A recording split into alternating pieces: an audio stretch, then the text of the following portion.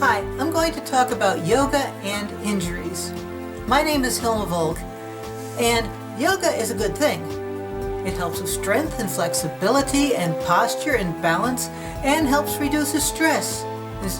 Prolonged stress is a reason for many illnesses, but there have been injuries when yoga has not been done right or you're not ready for the pose you're doing.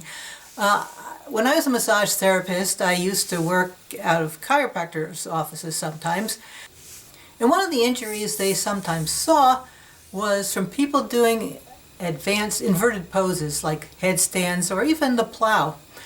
And it would not only put vertebrae and sometimes back vertebrae out of whack, but might even cause sprained ligaments. Ligaments, of course, attach bone to bone, or strained muscles.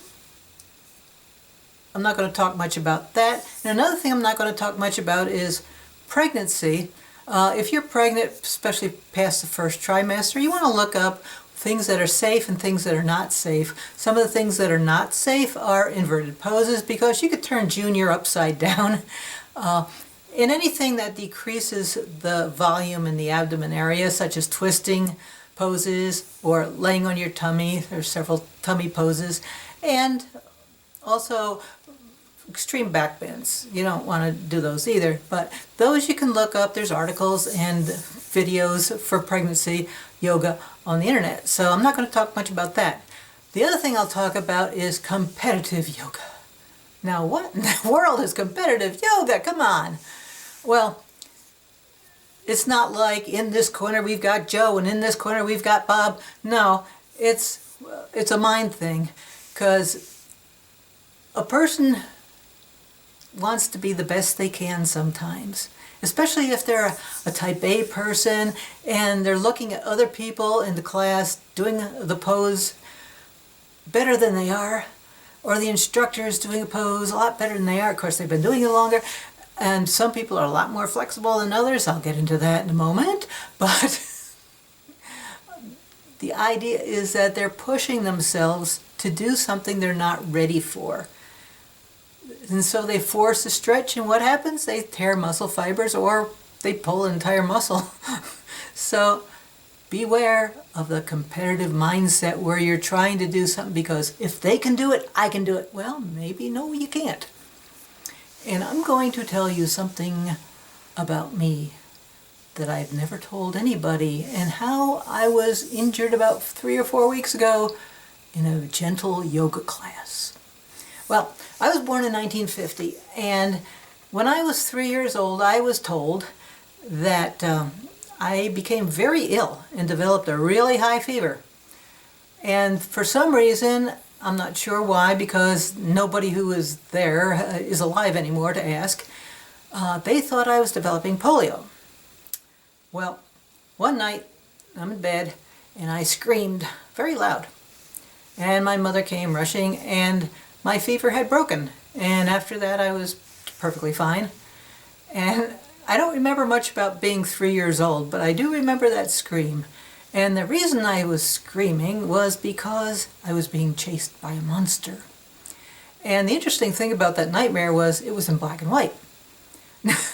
Now, that was before we had TV at home, but movies were pretty cheap back then, and I'm sure I had been to a movie or several movies, and movies back then were, for the most part, in black and white. So my nightmare being chased by this huge ugly monster made me scream. Anyway, so I grew up as a normal type kid. I could run and jump and play ball and all that kind of good stuff. But looking back on it, it may be the reason I was different in one way than all the other kids. Then it may have been caused by that incident when I was 3 years old. I don't know, but could be.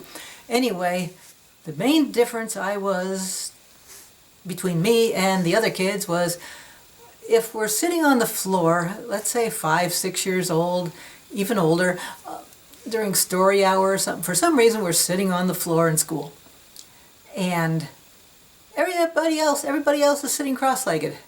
I could not sit cross-legged. It just hurt to sit cross-legged. I would sit with my legs straight out, and I could not sit with my legs straight out and be sitting straight up. I would be leaning back. And I was the only kid who could do that. Other kids could touch their toes. I could not touch my toes. I was 12 years old before I could touch my toes. Now I can touch the floor very easily, but some people, as they get older, they get less flexible. I was totally inflexible as a kid, and my elbows never straightened out.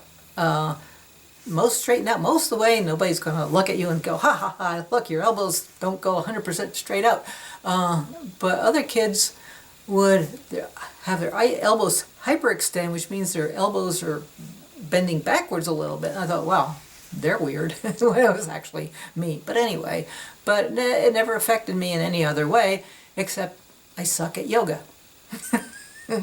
So anyway, I do a lot of walking and hiking, and I do stretch out occasionally, and once in a while I'll look at a yoga video on YouTube and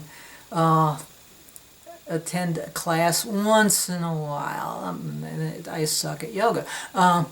But because I'd been pretty lax about stretching out and I was feeling pretty stiff, I went to this gentle yoga class.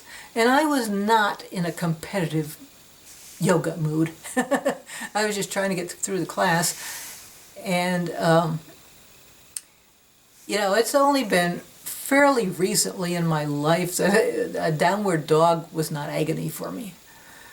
I can now do a downward dog fairly comfortably. But somewhere in this class, and I don't even remember what position it was, I felt this twinge in the back of my thigh, in the back of my lower thigh, and I went, oh.